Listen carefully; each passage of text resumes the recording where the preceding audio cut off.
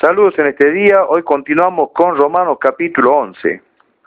Hemos visto en los primeros capítulos de Romanos cómo Pablo les explica a los cristianos de Roma que tanto los gentiles como los judíos, tanto unos como otros, buscan a Dios a su manera. Los gentiles le buscan a través de los ídolos, a través de los santos, a través de las imágenes. Pero los judíos buscan a Dios a través de la ley de Moisés. También hemos visto cómo los gentiles, al no tener la ley de Dios, también se habían entregado a todo tipo de clase de pecados. Pecado de todo lo relacionado con la parte sexual, con la parte moral, homicidios, hechicerías, brujerías, borracheras. Pero también los judíos no quedaban excluidos en cuanto a los pecados, porque aún viviendo bajo la ley de Moisés, sin embargo, pecaban contra Dios en querer alcanzar la justificación a través de las obras de la ley. Entonces Pablo le dice a los judíos cristianos de Roma que tanto los gentiles que buscan a Dios a su manera y los judíos que también le buscan a Dios pero a través de la ley de Moisés, ambos grupos están en pecado y ambos grupos están destituidos de la gloria de Dios, gentiles y judíos. También hemos visto cómo Dios nos daba el ejemplo de Jacob y de Esaú, cómo Dios había amado a Jacob y a Esaú había aborrecido, y también habíamos visto que el hecho de aborrecer a Esaú no significa o no significaba que Dios había desechado a Esaú para condenación, sino que Dios tenía un plan, y en ese plan estaba extender su misericordia al mundo entero. Y aún hoy, los descendientes de Esaú también tienen a su disposición una puerta amplia, abierta, que lleva al Padre Celestial para el perdón de los pecados. Porque aunque los descendientes de Esaú hayan sido enemigos de Israel toda la vida y sus descendientes actuales sean musulmanes, esto no quiere decir que sean desechados por Dios, sino que Dios sujetó a todos en desobediencia para tener misericordia de todos. Y ya acá en el capítulo 11, Pablo le explica a los cristianos romanos que Dios también tiene un plan con Israel, así como tuvo un plan y tiene un plan con los gentiles. Y en el versículo 25 del capítulo 11, nombra a los gentiles y nombra también a los judíos. Y dice así: porque no quiero, hermanos, que ignoréis este misterio, para que no seáis arrogantes en cuanto a vosotros mismos, que ha acontecido a Israel endurecimiento en parte, hasta que haya entrado la plenitud de los gentiles. Acá yo le voy a explicar qué es la plenitud de los gentiles. Las profecías del Antiguo Testamento siempre han hablado de que los gentiles han de conocer a Jesucristo. Las profecías del Antiguo Testamento han hablado de que el Evangelio de Jesucristo ha de extenderse por todo el mundo, como por ejemplo decía Oseas, hasta que toda la tierra sea llena de occidente a oriente, de norte a sur, así como las aguas cubren el mar. Entonces, los profetas ya venían anunciando de que este mundo sería de alguna manera impregnado por el Evangelio, como decía Pablo, llenado del Evangelio por todas partes.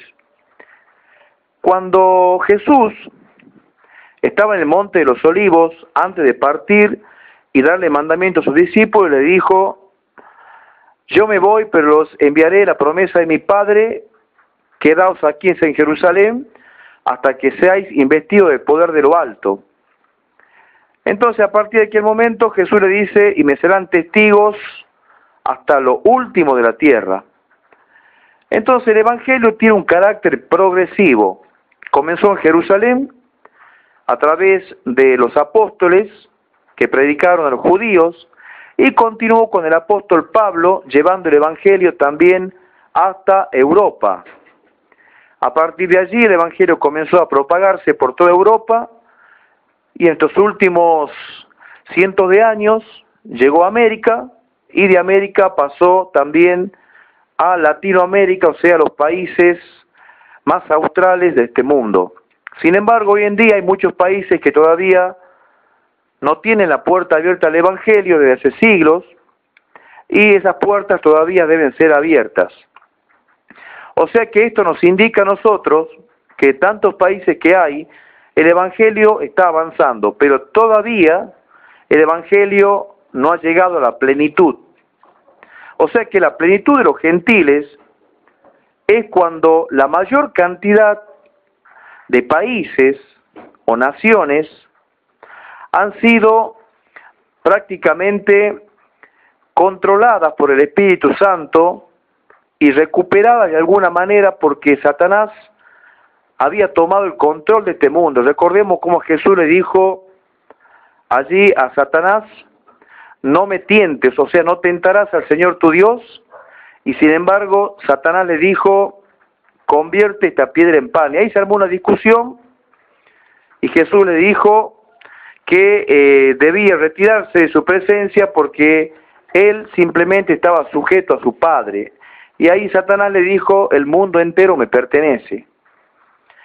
Hoy podemos entender de que muchos países del mundo todavía le siguen perteneciendo a Satanás, pero la intención de Jesucristo es como Jesús le dijo a Satanás allí en el desierto: no es como tú quieras, sino como quiera la voluntad de mi Padre. Entonces Jesús vino a hacer la voluntad de su Padre, y la voluntad de su Padre es recuperar lo que se había perdido. Recuerden esas palabras de Jesús: recuperar lo que se había perdido. Entonces, como Jesús vino a buscar y a salvar lo que se había perdido, o sea, personas que han caído en el pecado, entonces Jesucristo de Nazaret va a llevar el Evangelio a través del poder de su Espíritu Santo a todas las naciones del mundo. Y como todavía hay naciones que no les ha abierto el Evangelio a Jesús, entonces resta mucho trabajo por hacer y esto puede demorar años o siglos. Entonces, así aquí prácticamente Pablo está diciendo en el versículo 25 que primero entrará la plenitud de los gentiles y después todo Israel será salvo. ¿Qué quiere decir Pablo con esto? La palabra plenitud quiere decir barco lleno. Eso quiere decir la palabra plenitud. Un barco que está completo, que está lleno de marineros y tripulantes. Cuando el barco esté lleno, ahí Dios continuará con su plan, que es la conversión y el perdón de los pecados de Israel. Con esto me quiero dar a entender para que usted a través de este simbolismo lo comprenda y entienda lo que significa plenitud. La palabra plenitud significa barco lleno. Entonces, cuando toda la tierra prácticamente quede totalmente dominada por el Evangelio de Jesucristo, y cuando ya a la vista de Dios y a la opinión de Dios, ya el mundo prácticamente esté completo del Evangelio, y la mayor cantidad de países hayan recibido a Jesucristo, y esos países estén con iglesias adentro de esos países, iglesias establecidas, como hacía Pablo cuando iba a cada región, establecía una iglesia, y cuando las iglesias crezcan en santidad, a partir de ese momento, cuando estén fortalecidas todas las iglesias de todo el mundo a través del poder del Espíritu Santo, ahí en ese momento sucederá lo que tiene que suceder. Todo Israel será salvo. Las profecías dicen, y usted puede leerlo acá también en Romanos capítulo 11 a partir del versículo 26, vendrá de Sion el libertador, que apartará de Jacob la impiedad, y este será mi pacto con ellos cuando yo quite sus pecados.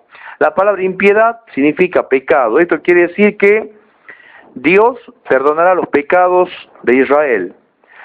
Ahora bien, recordemos que en el capítulo anterior, en el capítulo 10, en el versículo 14, Pablo hacía unas cuantas preguntas en cuanto a la justificación por la fe en Cristo.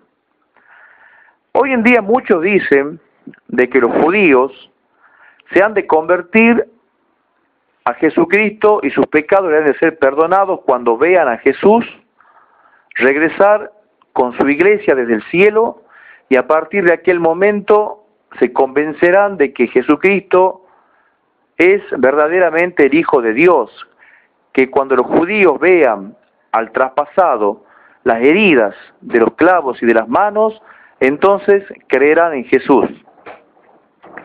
Esto la verdad que es para debatirlo, la verdad que es para tratar de comprenderlo lo mejor posible, pero yo quiero que respondamos juntos a una pregunta para que vayamos entrando un poco más en el tema.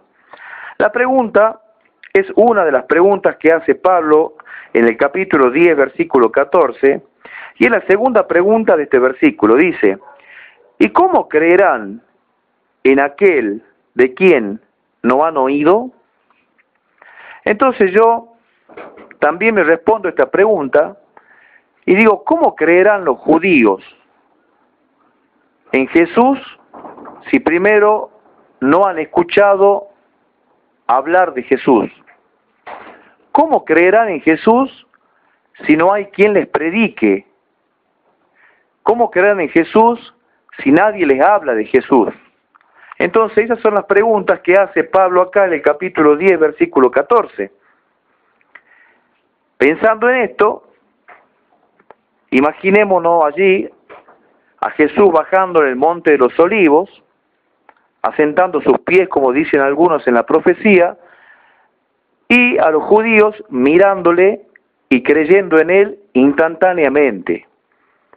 Esto iría en contra de la pregunta que está haciendo acá el versículo 14, que dice: ¿y cómo creerán en aquel de quien no han oído? O sea que primero, para creer en aquel que baja en el monte de los olivos, primero tienen que haber escuchado de él. Alguien les tiene que haber hablado de Jesús, de lo que Jesús hizo en la cruz. Por eso dice el versículo más adelante: cuán hermosos son los pies de los que anuncian la paz. Los anunciadores del Evangelio tienen que anunciarle el Evangelio a los judíos, porque si no le anuncian el Evangelio a los judíos, entonces, ¿cómo creerán en aquel de quien no han oído? ¿Cómo creerán en Jesús al verlo bajar si no han escuchado hablar nada de ese que viene bajando? De Jesús que viene bajando. ¿Cómo creerán en Jesús al verle con las heridas en las manos, las heridas en los pies y la herida en su costado, si primero no han escuchado lo que Jesús hizo por todo el mundo, cómo nació en santidad, cómo vivió en santidad, cómo murió en esa cruz, cómo resucitó y cómo subió al cielo? Decir entonces de que los judíos creerán en Jesucristo por el solo hecho de mirarlo contradice las Escrituras. Porque algunos dicen y se amparan en ese versículo que dice así: mirarán al que traspasaron y llorarán como se llora por hijo unigénito. Sí, es verdad, a lo mejor lo miren, pero primero hay que predicarles a Jesucristo. Al judío hay que predicarle a Jesucristo. Entonces, si le predican a Jesucristo a un judío, entonces el judío podrá decir con su boca que Jesús es el Señor. Y podrá decir con su boca que Jesús es el Señor porque primero creyó en su corazón que Dios le levantó de los muertos. Y ahí se cumple lo que dice también el versículo 8 del capítulo 10. Cerca de ti está la palabra, en tu boca y en tu corazón. Porque con el corazón se cree para justicia de que Dios levantó de los muertos a Jesús. Y con la boca se confiesa en lo que uno ha creído y se confiesa para salvación.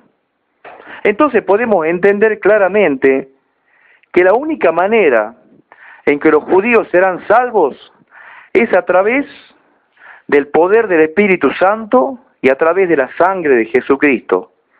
pero principalmente a través de la prédica del Evangelio.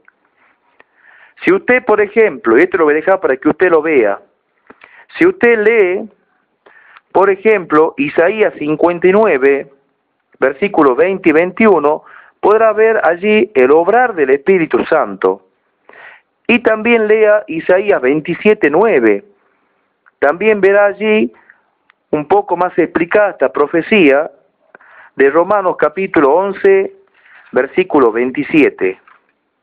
Usted podrá ver y entender cómo es el Espíritu Santo el que obra, el que actúa en ese momento para perdón de los pecados. Entonces, decir que Jesucristo vendrá en el monte de los olivos y simplemente al verle ya se convertirán los judíos, eso es contradecir las Escrituras, porque las Escrituras anuncian y dicen acá, claramente respondiendo la pregunta del capítulo 10, versículo 14, ¿cómo creerán en aquel de quien no han oído? Primero deben oír. Una vez que han escuchado a los que les predican el Evangelio de Jesús, una vez que han escuchado, recién pueden creer. Entonces, si han creído, a partir de ese momento podrán invocar. Y ahí podemos responder la pregunta primera del versículo 14 que dice, ¿cómo pues invocarán a aquel en el cual no han creído? ¿Y cómo predicarán si no fueren enviados? ¿Cómo oirán sin haber quien les predique? Entonces, primero, los judíos tienen que ser predicados el Evangelio, porque al ser predicados el Evangelio, al anunciarse a ellos el Evangelio de Jesucristo, a partir de ese momento, ellos podrán recibir las bendiciones de Dios por haber escuchado el Evangelio, y ahí podrán creer. Y esta pregunta se podrá responder, ¿y cómo creerán en aquel de quien no han oído? Primero oirán, y entonces creerán.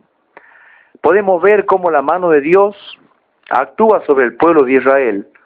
Y nosotros, los gentiles, los que no estamos bajo las normas de Dios, bajo la ley de Dios, bajo la ley del Sinaí, sino bajo la ley de la gracia, bajo la ley de la cruz de Cristo, bajo la ley de la libertad, podemos entender de que Dios tiene misericordia de todos los hombres del mundo sin distinción, que para Dios no hay raza, ni religión, ni color de piel, ni posición económica, ni tampoco inteligencia, ni sabiduría. O sea, para Dios todos somos iguales, no hay sabio, no hay rico, no hay pobre. Para Dios todos somos iguales y no hay justo ni a un uno, a menos que entregues tu corazón a Jesús y a partir de ese momento tu corazón será limpiado por la sangre de Jesucristo y pasarás a ser un justo porque fuiste lavado por la sangre del Cordero. Esto es Romanos capítulo 11, ya vamos a ver también Romanos capítulo 12, y usted verá que Romanos tiene nada más que 16 capítulos. Ya nos quedan 4 o 5 capítulos y vamos a seguir viendo ya prácticamente la última parte. Bueno, esto es lo que le quería transmitir hoy. Lo hemos comprendido de esta manera. Israel está en cualquier momento a punto de ser lleno del Espíritu Santo y que todos sus pecados les sean perdonados. Mientras nosotros tenemos que hacer, como decía Pablo, orar por Israel. Como decía Pablo también, mi oración a Dios por Israel, que sea para salvación. Entonces, oremos por Israel, porque también Israel, así como nosotros, será envuelto en la misericordia del amor de Dios, porque Dios jamás dejó de extender sus manos y sus brazos a Israel como también lo hizo con nosotros. Que Dios le bendiga y hasta el próximo video.